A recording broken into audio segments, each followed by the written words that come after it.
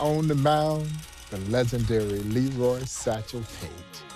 Arguably the greatest pitcher this sport has ever seen. We know for certain the oldest rookie in the history of Major League Baseball.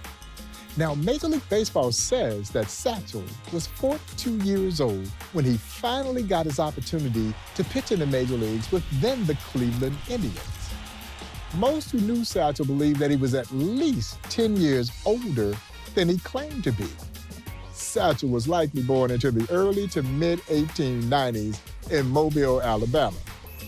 And so that birth record was typically kept in the back page of the family Bible. And according to Satchel, the goat ate that page out the Bible. His original tombstone has a question mark by his birthday. Yeah, the old man literally took it with him to his grave. But when we talk about Satchel Paige, there is really no one to compare him to. Not someone who combines the longevity. By his estimation, he pitched in over 2,600 games. The great stuff. Recorded some 55 no-hitters and only God knows how many strikeouts. And the charisma. He could sell it. Yeah, he could sell it, but he could also back it up. There will never, ever, ever be another Leroy Satchel Paige. Satchel famously had names for his pitches. So he didn't have fastball, curveball, changeup. No, not Satchel. Satchel had what he called his midnight creeper. He had the two-humper. He had the bat dodger. He had the hesitation pitch. He had the long tom, the short tom, the jump ball, the trouble ball, the radio ball, the wobbly ball, the dipsy-do. And he also had a pitch that he famously called his B-ball. You know why he called it the B-ball? Because Satchel says, it bees where I want it to be when I want it to be there. And so he had all the stuff you needed to be a star, and he was just that. He was not only the Negro League's biggest and brightest star, but he was one of the biggest stars in baseball history.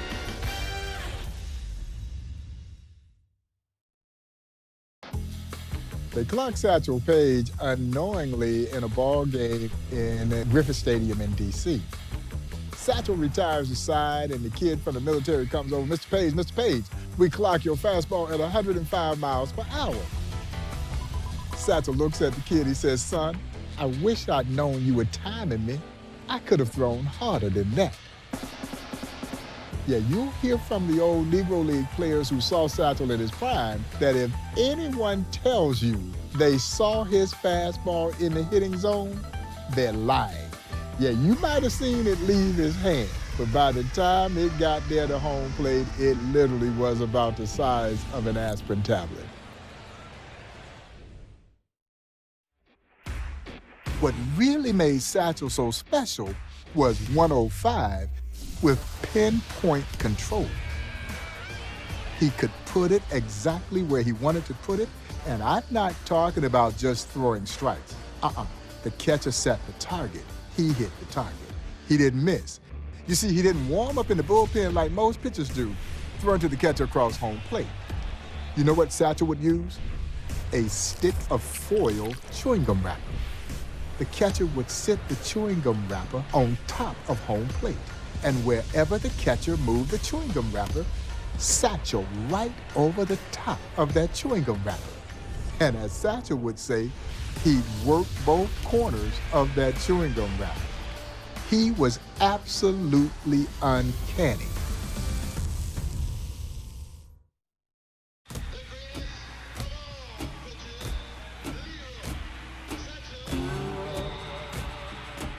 One of my favorite Satchel Paige stories involves the old man pitching in the Denver Post tournament.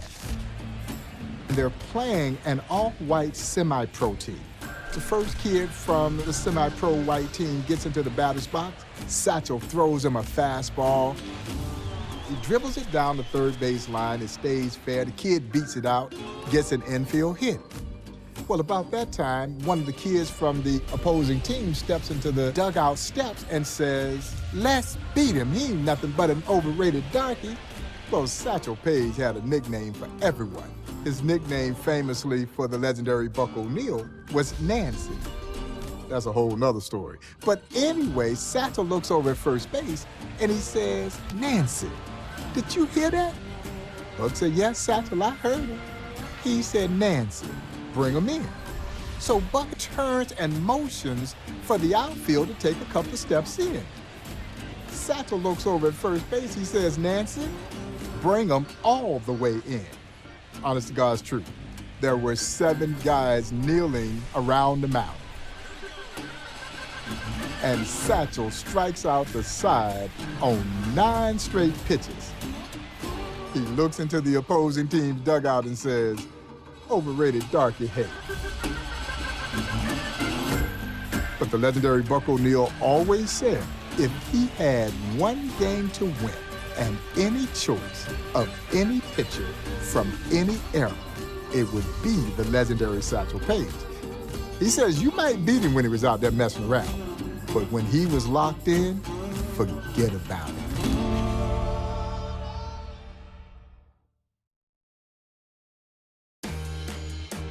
Now, Major League Baseball says that Satchel was 42 years old when he finally got his opportunity to pitch in the major leagues in 1948 with the Cleveland Indians. He, along with Larry Doby, would help Cleveland win the last World Series at that time that Cleveland had won. Many thought Satchel should have been named Rookie of the Year. He goes 6-1 with a 2.4 ERA his rookie season at age 42, which means he might have been closer to 52. And in comes Cleveland, ageless Satchel Paige to mount the mound for the Tribe.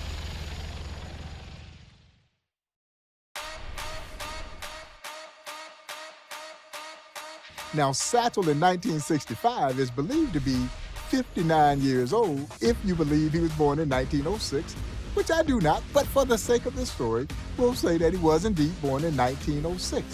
He pitches 3 shutout innings against the Boston Red Sox, giving up only 1 hit in those 3 innings. Great trivia question. Who got that long hit off of Satchel? The legendary Carl Yastrzemski. Yaz.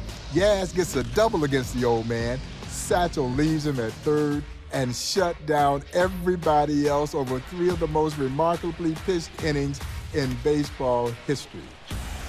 And they were all turning, going back into the dugout in utter disbelief that they couldn't hit that old man. Without question, Satchel Paige was the Negro League's biggest and brightest star. The man would ride into towns, and the entire towns would shut down to watch him pitch.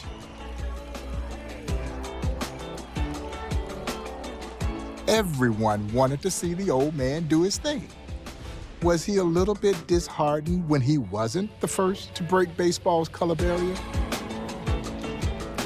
Of course he was, because in many ways, he was the Negro Leagues. And I'm not sure there's any more lore or legend surrounding any one athlete. Perhaps it's because we don't really know how old he truly was, and because he dazzled us for decades. By the time he ended his career, he was either 59 or maybe 69 years old, and he was still getting it done. Only the immortal Leroy Satchel Paige.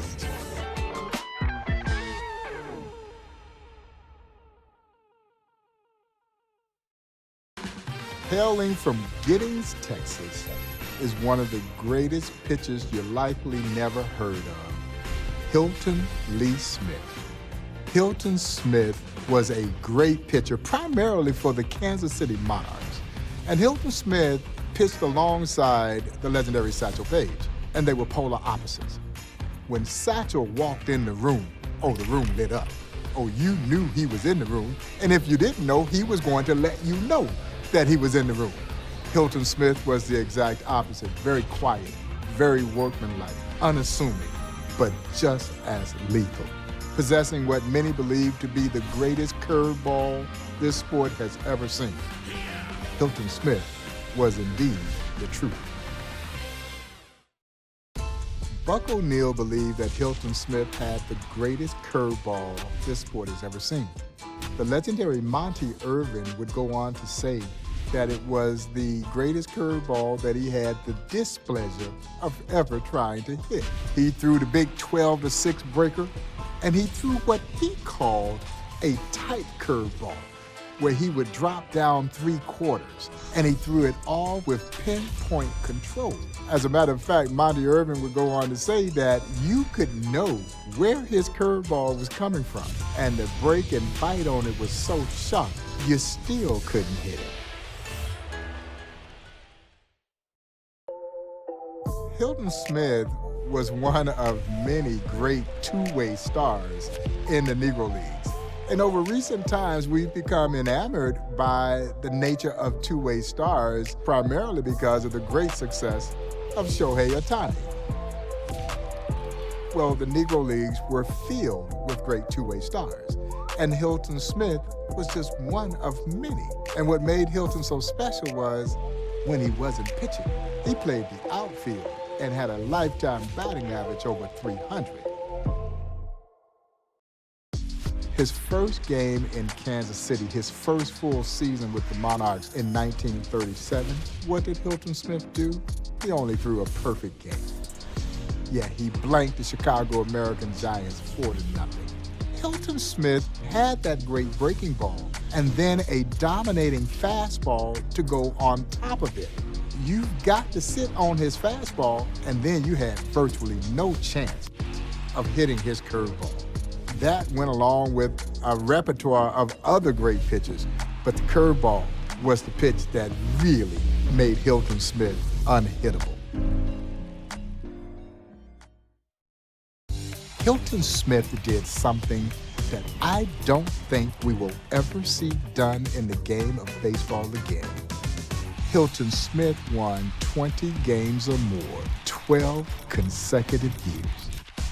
He goes 6-1 in exhibition games against Major League All-Stars. He was likely the best pitcher in all of baseball at that time, who by the time that Jackie Robinson breaks Major League Baseball's color barrier, he realized that he was too old.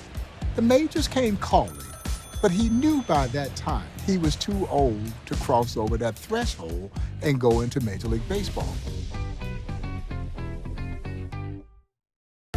Hilton Smith earned a reputation as being Satchel's shadow, the legendary Satchel Paige. He would oftentimes come in and relieve Satchel. Well, Satchel was the draw. So Satchel's going to pitch 2 or 3 innings, and who came in and pitched the last 6 or 7? Hilton Smith. And all the old timers in the Negro League say, if you're going to get anything, you better get it off of Satchel because you weren't going to touch Hilton Smith.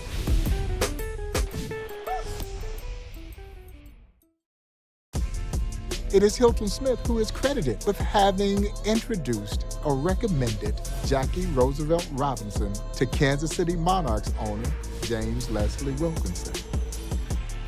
Hilton had seen Jackie playing against a white military baseball team that had major league players on it in 1942. He quickly recommended Jackie to Monarchs owner James Leslie Wilkinson. When Jackie gets discharged from the military in 1944, he writes to Monarchs owner J.O. Wilkinson, and Wilkie gives him a tryout. He makes the team, and he joins the Kansas City Monarchs in 1945. Many credit Hilton Smith for introducing us to the man that would break Major League Baseball's 6-decade-long self-imposed color barrier.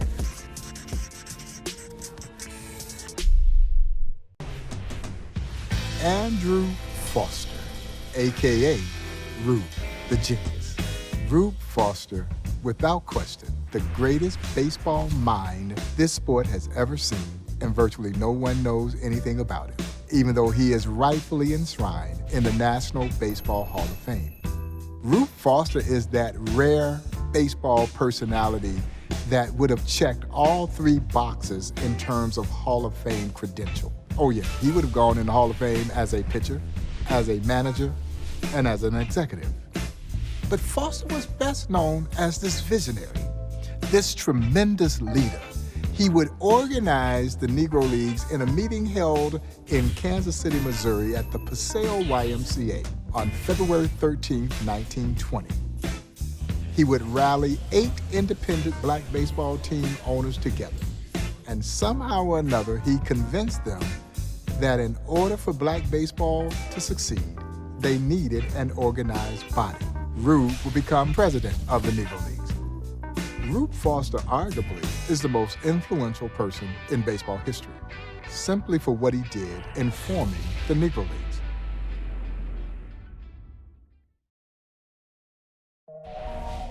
Rube Foster is believed to have created what we now know to be the screwball. Back then it was called a fadeaway, and Rube perfected this pitch. So much so that the great Major League manager, John McGraw, would sneak Rube into his camp so that Rube Foster could teach Christy Mathewson how to throw the screwball. Christy Mathewson threw the pitch all the way into the National Baseball Hall of Fame that he learned from Rube Foster.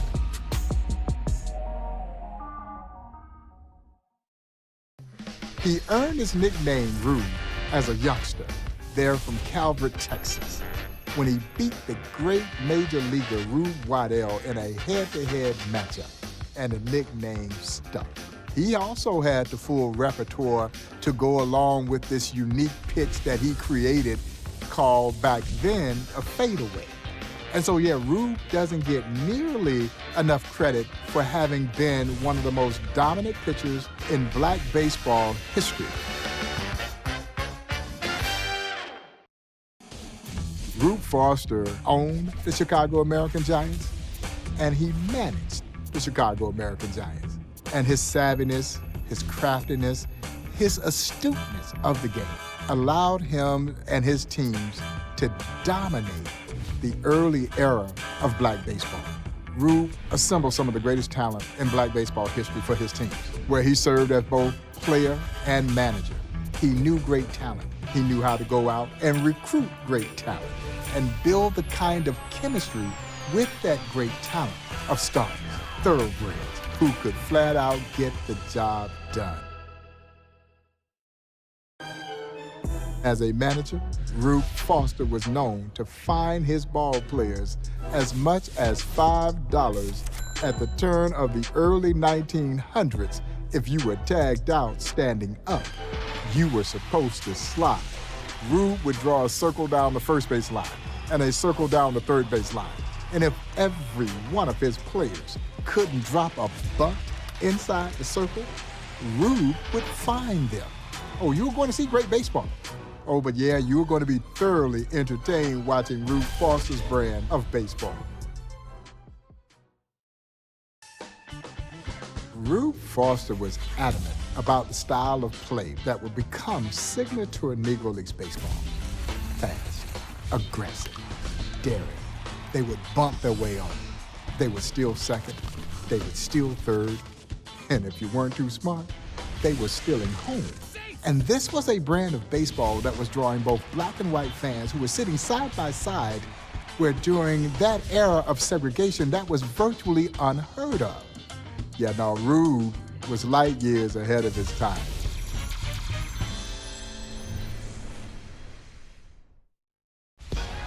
The Negro Leagues were born out of segregation, and there was a simple mindset behind it. You won't let me play with you in the major leagues, then I'll create my own league. And Rube essentially did what others had attempted to do, but they had failed.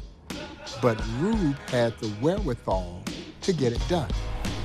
And how he convinced those other 8 independent black baseball team owners to come together is a true testament to Rube's ability to sell this vision. And that's exactly what they did, having established the Negro National League, the first successful organized black baseball league. Rube Foster stood there and boldly proclaimed, "We are the ship, all else the sea." He was serving notice to Major League Baseball that a new player had arrived on the scene to be reckoned with. That's why I say that Rube Foster is without question the most influential person in baseball history.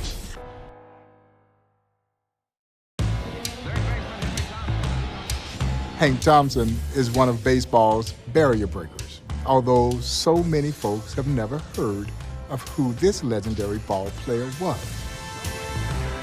Hank Thompson, along with his Monarch teammate Willard Brown, would join the St. Louis Browns in 1947. They would become the first two African-American teammates in the modern era of Major League Baseball to play on a Major League team.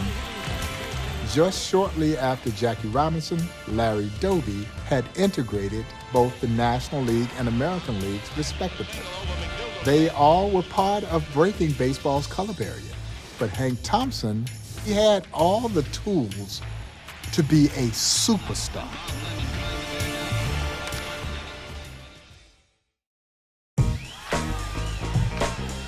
Henry Hank Thompson is a tremendously underrated baseball player. He joins the Kansas City Monarchs at age 17 and became almost an instant star, playing the infield, primarily third base. But Hank Thompson was also a war hero. He was a machine gunner during World War II, fought in the Battle of the Bulge. When he was discharged from the military in 1946, resumed a great career right the moment he gets back with the Monarchs. Hank Thompson had stardom written all over him.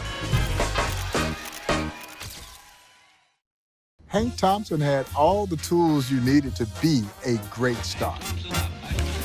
He was essentially a five-tool third baseman who hit for power, hit for average, could field, could run, and could throw. Played a dazzling infield, primarily third base. Yeah, that's how good Hank Thompson was.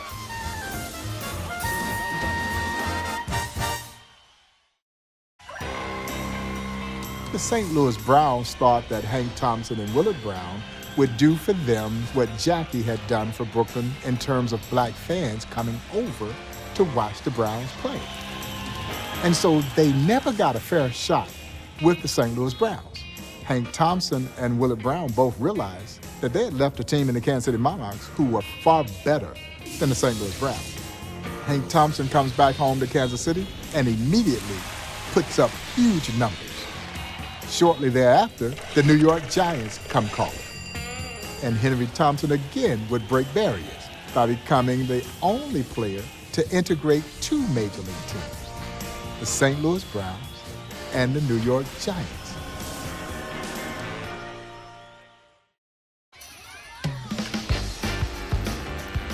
In 1946, when Bob Feller and Satchel Paige hook up in an epic barnstorming tour from East Coast to West Coast, right after the World Series in 1946. Bob Feller had his All-Stars, and the legendary Satchel Paige had his Satchel Paige All-Stars. We're talking the creme de la creme on both teams. Satchel's lineup was stacked. Buck O'Neil, Quincy True, Willard Brown.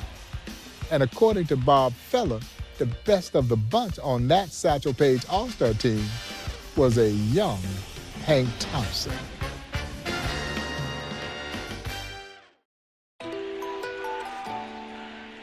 Thompson would then go on to face in a game against Larry Doby, where they become the two first black players to compete against one another in Major League Baseball.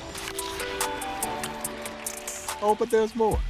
Hank Thompson would face the great Don Newcombe, and it would be the first time that a black hitter had faced a black pitcher in Major League Baseball history.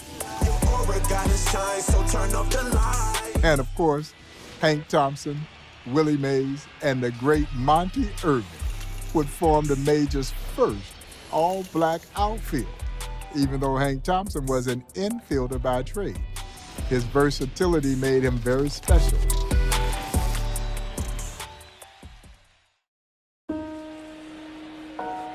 Henry Thompson's career was cut so short by some of his own doing, and he would be the first, if he was still with us, to tell you that he lived his life in such a way that it really did kind of hurt his professional baseball career. He only plays 9 years in the major leagues.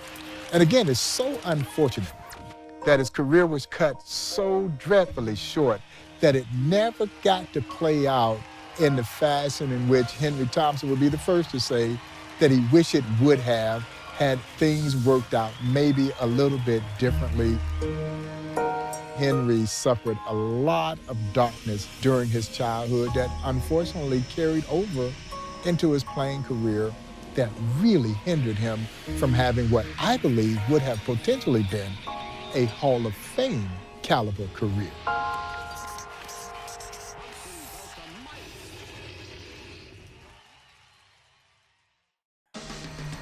John Jordan O'Neal, affectionately known as Buck. Buck joined the Monarchs in 1938, where he began a love affair with Kansas City. As Buck would say, he fell in love with Kansas City, and Kansas City loved him back. And it would be an affiliation that he would have with the Monarchs from 1938 through the end of the 1955 season. Buck would later become a player-manager with the Monarchs before leaving to go join the Chicago Cubs as a scout. And as a scout, he signed Hall of Famers Ernie Banks, Lou Brock, and Lee Arthur Smith to their first professional baseball contract. And then Buck himself would break barriers in Major League Baseball by becoming the first African-American coach in Major League Baseball history with the Chicago Cubs in 1962. And he said of his pioneering role, "I was very proud to be the first black coach. But he says, I couldn't stick out my chest because I knew all of these other great black baseball minds from the Negro Leagues who were more than capable of waving a guy home." When Buck joined the Monarchs in 1938, he became their go-to guy at first base. He was a great first baseman, a tremendous defensive first baseman with line drive power, and was always a great clutch hitter and a natural-born leader of men. Buck O'Neal had huge hands, but soft hands, great range, and great instinct. As a matter of fact, Buck delighted in letting you know that one season alone, he had one error the entire season. If you got it over to Buck, he was going to pick it because he could flat out pick it. All of those attributes helped make him one of the greatest defensive first basemen in Negro Leagues history. People often ask Buck O'Neal, what was your greatest day in baseball? And he would just light up like a Christmas tree in remembering Easter Sunday, 1943. The Kansas City Monarchs opened the season against the Memphis Red Sox. Buck would say the first time up, he doubled. The second time up, he singled. The third time up, he hit the ball over the left center field fence. The fourth time up, he hit the ball. It looked like it's going over the left center field fence. He's running the bases saying to himself, hit the fence, hit the fence, hit the fence. The ball does hit the fence. It ricochets between the left fielder and the right fielder. Buck gets to third base. They're waving him home. He could have gotten an inside the park home run, but he stopped because he wanted to hit for the cycle. Well, that evening, the Monarchs' traveling secretary, a guy by the name of William Dismuke, everybody called him Dizzy. Well, Dizzy had invited some young school teachers over to the hotel to have dinner with the ball players. He knocks on Buck's door. He says, Buck, I got some people downstairs I want you to meet. He walks into the restaurant. He says he walks right over to a young lady.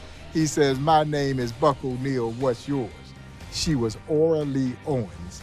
They were married for 51 years. So he hit for the cycle and met his future wife of 51 years. I'd say that's a pretty good day. It's really interesting that Buck O'Neal won his only batting title in 1946 after being discharged from World War II, where he had served in the U.S. Navy's Subic Bay, Philippines. And maybe we owe Uncle Sam for the reason that Buck O'Neal was burning that ball up when he got home. Clearly, Buck was glad to be back on U.S. soil. He had always been a clutch hitter, line drive hitter with great power.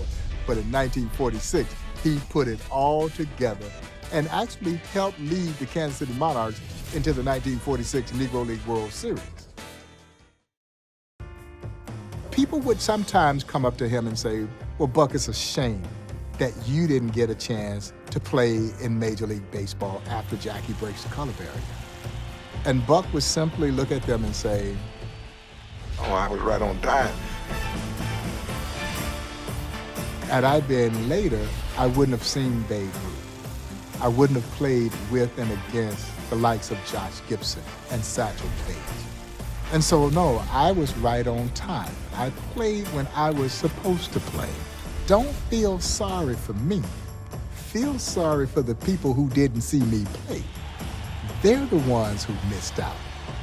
Buck O'Neil was the consummate glass half full kind of guy. The greatest thing in all of my life is loving you. Loving exactly where he was at that particular time and living life to his very fullest as it was taking place. I think we should all take a page from Buck O'Neil.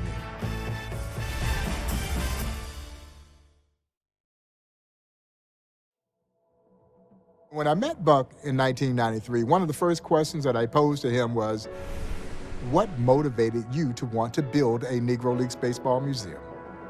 And his answer was succinct, but very poignant, so that we would be remembered. And that is the quest of this great museum, to make sure that baseball's unsung heroes will never be forgotten, that those who forged a glorious history in the midst of an inglorious time in American history will be remembered.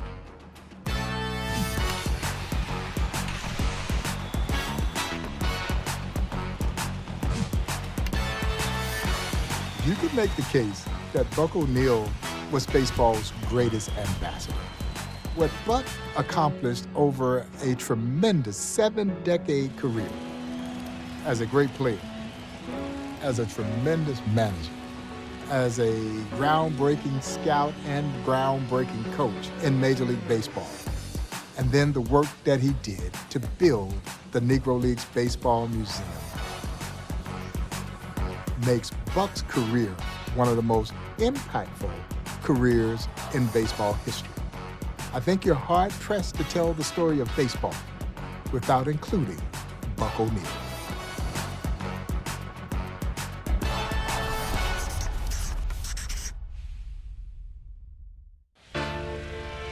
In many ways, Jackie Roosevelt Robinson was the beginning, but also the end. He was the beginning of change, not only in baseball, but in American society. His breaking of the color barrier also signaled the end of the Negro Leagues.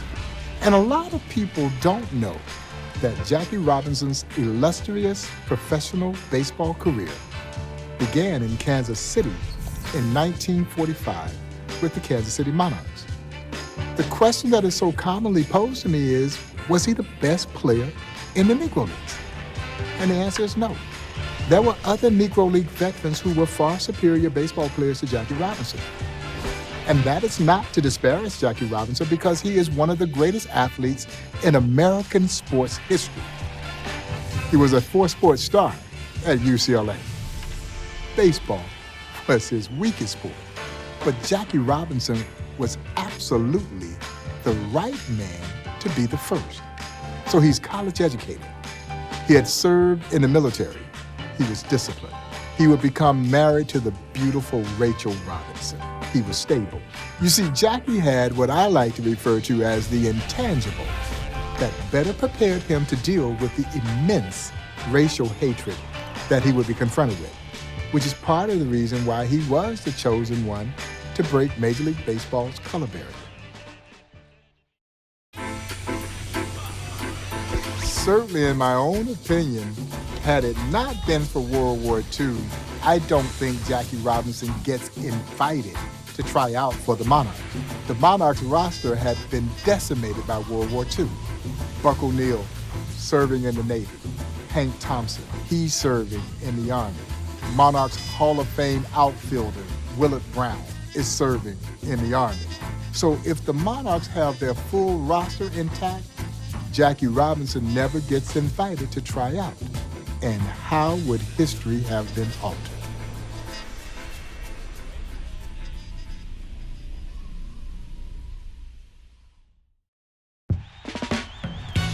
Jackie Robinson would make his Kansas City Monarch debut on May 6, 1945.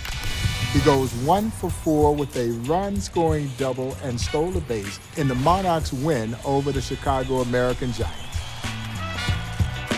He's off and running. He would put together a stellar 1945 season with the Monarchs, one worthy of him being invited to play in the East-West All-Star Game. Of course, by the end of that 1945 season, Jackie had disappeared. He was plucked away by the Brooklyn Dodgers.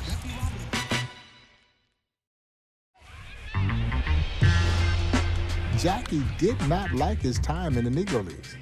And it wasn't because he didn't have great respect for the talent that was there in the Negro Leagues. Jackie Robinson hated the fact that he had to play in a Negro League. Jackie's mindset was that if I have the talent, I should be able to play in whatever league is available to me. And Jim Crow did not sit very well with Jackie Robinson. He was Los Angeles, he's California. So he wasn't accustomed to some of the things that the players in the Negro Leagues were having to endure. Long bus rides, going into towns where you weren't sure where you could get something to eat or have a place to stay. So life in the Negro Leagues left a bit of a sour taste in Jackie Robinson's mouth. In the Dodger half of the second, Jackie Robinson leads off. Well, Jackie Robinson was a tremendously gifted athlete. He quickly adopted that style of play that was signature of Negro Leagues baseball. Bold, brash, aggressive. And that's what he took with him over to Major League Baseball. And he was driving Major League pitchers crazy by stealing bases and particularly his knack for stealing home. And of course, that was his nod to the Negro Leagues.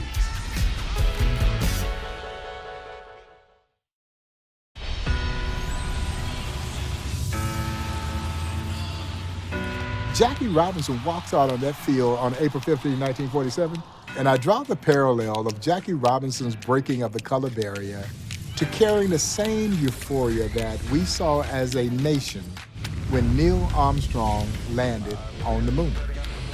And for black folks, Jackie Robinson's debut with the Brooklyn Dodgers, he became the first man to walk on the moon. 21 million black folks were counting on him and carrying the weight of an entire race, being thrust into a world where no one wanted you to be there. It was just a thing of beauty. It was electrifying, and it was exciting, and it was truly captivating.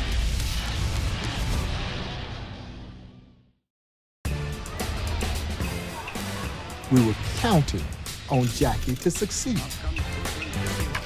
because his success was seen as advancement for a race of people who had been belittled for so long.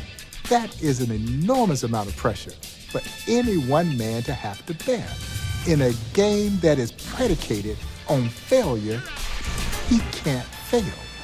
Who knows how long it would have been before another black man would have gotten the opportunity to play in the major leagues. Somehow, Jackie Robinson summoned the will to perform at an incredible level. He earns the very first Rookie of the Year award, and he did so carrying the weight of an entire race of people on his shoulders.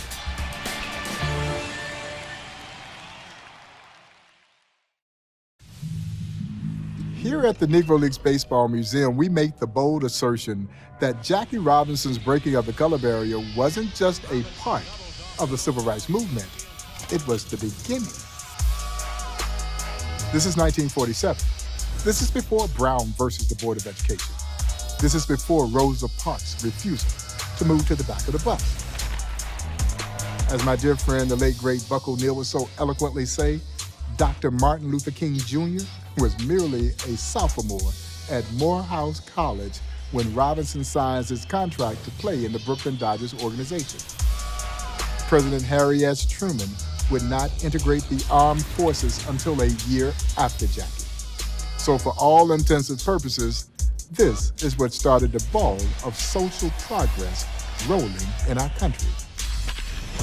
So for those of you who subscribe to the belief that one person cannot invoke change, you need to look no further than one Jackie Robinson. Fans, opposing players, he talked about all the people who are going to be anti. So we're going to have some people on our side, but we really are not going to have very many allies. We're going to have to do this thing simply by the box score. What Satchel Paige was for the Negro Leagues, John Wesley Donaldson was for pre-Negro Leagues history, early era of black baseball. One of the greatest pitchers to ever toe the mound, a dazzling left-handed pitcher whose feats were, I guess you could say, something right out of a video game. 3 consecutive no-hitters, over 400 verifiable wins, over 5,000 career strikeouts. And yet it's hard to believe that very few folks have heard of the great John Donaldson.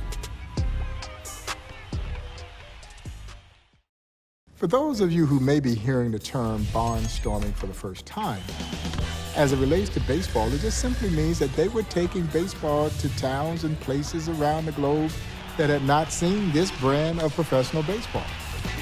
And the Negro Leaguers were heralded barnstormers. As a matter of fact, the legendary Satchel Paige would credit John Donaldson for sparking his desire to want to barnstorm the country.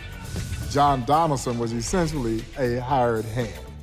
Truthfully, it would be easier to tell you the places that he didn't pitch than it would be to tell you all the places that he did pitch. And it's so unfortunate that the color of his skin prevented this man from showcasing his dazzling skills against all of the great players in this game. You only wonder what if he'd gotten his chance, and just how special would John Donaldson have been? I, for one, believe that John Donaldson would have been one of the greatest pitchers to ever play this game.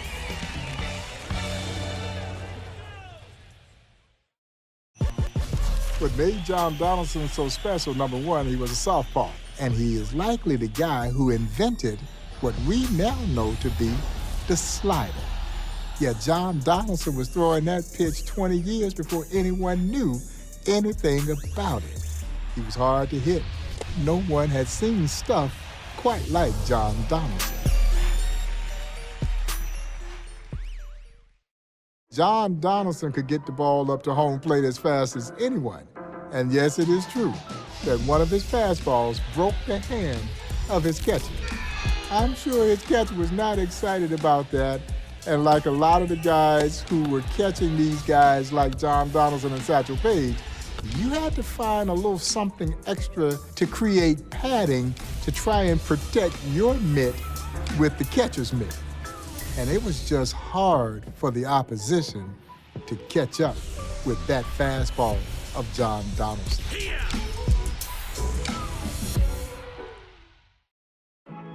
When Satchel Paige says that he emulates you, then you pretty well know that he had to be a great showman, and John Donaldson was all of that and more.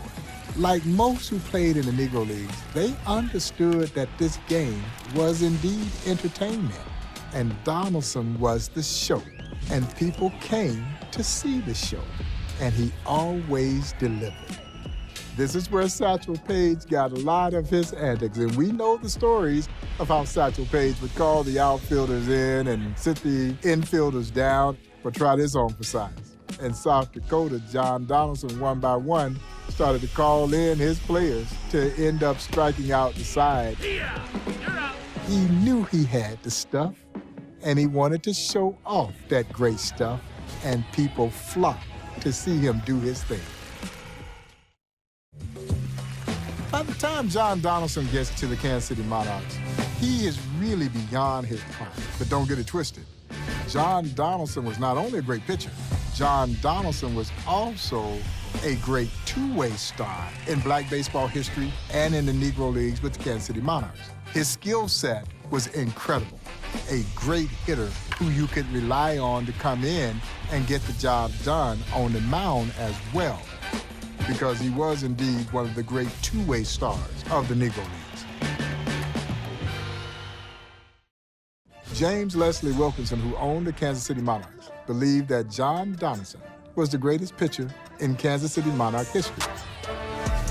He was a left-hander with a dominating fastball, great curve, and a full repertoire of other pitches that, like most great pitchers, he could absolutely throw everything for strikes. Now, mind you, J.L. Wilkinson had Hall of Famers Hilton Smith, Wilbur, Bullet Joe Rogan, Jose Mendez, and of course, the legendary Leroy Satchel Paige. And he was perhaps the most fond of John Donaldson. Now, part of that may have been because John Donaldson made J.L. Wilkinson a lot of money, because Wilkinson was literally hiring Donaldson out. And it's seemingly everywhere that Donaldson went, he dazzled. Yeah, he was a special, special ball player. And it's hard to believe that a ball player of this magnitude, very few folks have ever heard about.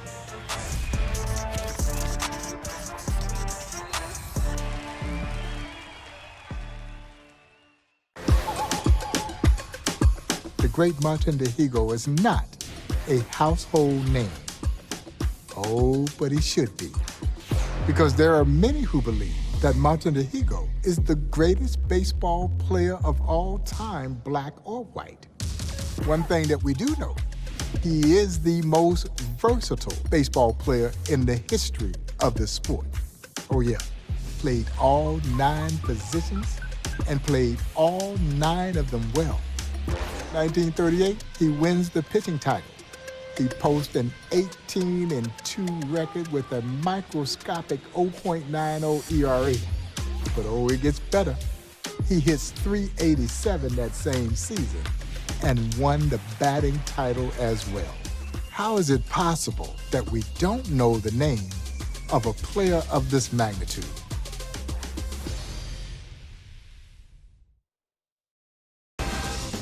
The year is 1938 in Mexico, and 2 pitching combatants are going at it. One was the name of the legendary Satchel Paige. The other, a young player from Cuba by the name of Martin Dihigo. Toe-to-toe, blow for blow, in the Mexican heat. They pitch to a 1-to-1 duel when the heat finally gets to Satchel, but Dihigo still goes strong. And eventually, it would be Martin Dihigo who would handle his own business and hit a walk-off home run to win the game for himself. Young Martin Dihigo was not unlike most young baseball players who struggle hitting the curveball. Well, as my friend Buck O'Neill would say when a reporter once asked him, said, "Mr. O'Neill, how do you hit a great curveball?" Buck O'Neill's reply was, by not missing the fastball. It took a young Martin Dihigo a little while before he caught on to the nuances of trying to hit a curveball. Oh, but when he did, he raked everything. And he was hitting line drives all over the place. He was hitting mammoth home runs that some would estimate would travel as much as 500 feet. He worked himself into being more than just a serviceable hitter of that curveball, to the point where he became a great curveball hitter. The great Martin Dihigo, a throwing arm that many says not only rivaled, but surpassed the arm of Roberto Clemente. To have an arm that was even remotely compared to Roberto Clemente is the ultimate compliment. But to have one that some say surpassed Clemente, that's next level. Oh, it just makes you wish you could have seen it. Martin Dihigo grew from a skinny kid from Cuba into a statuesque athlete, or as Monty Irvin would say, a beautiful ball player. Movie star good looks, tall, strong, one tremendous baseball player, and he speaks to the immense talent that was there in the Negro Leagues. But more importantly, he speaks to the fact that the Negro Leagues did not care what color you were. They welcomed any and everyone who could play.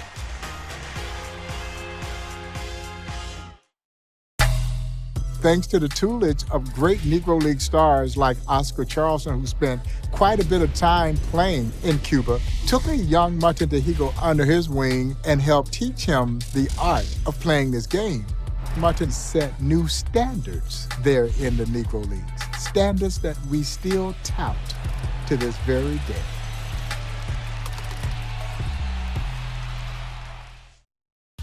Hall of Famer Buck Leonard, who was a star for the Homestead Grays, made it very clear that by his estimation, the great Martin Tehigo was not only the greatest black baseball player, but the greatest baseball player of any color. El Inmortal, or some would say El Maestro, the master, because he could do it all. He is the only baseball player in the history of our sport to be enshrined into 5 different countries' baseball halls of fame. He's in the Mexican, Cuban, Venezuelan, Dominican, and in Cooperstown.